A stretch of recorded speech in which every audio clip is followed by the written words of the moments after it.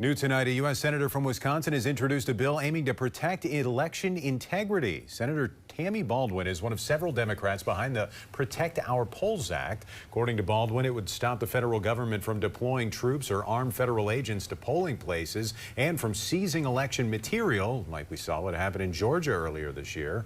And Baldwin says President Trump has recently sent FBI investigators to question Wisconsin election officials about the state's 2020 presidential results. You remember former President Biden narrowly won Wisconsin over President Trump. Well, now Baldwin is worried about what could happen during the upcoming November midterms. The president is afraid that accountability is coming. He is showing it. If things don't go his way, he is already laying the groundwork so that he can claim fraud and cheating. When asked in April about whether President Trump would deploy armed military members or federal agents to polling sites, Secretary of Defense Pete Hegseth called the scenario a, quote, gotcha hypothetical.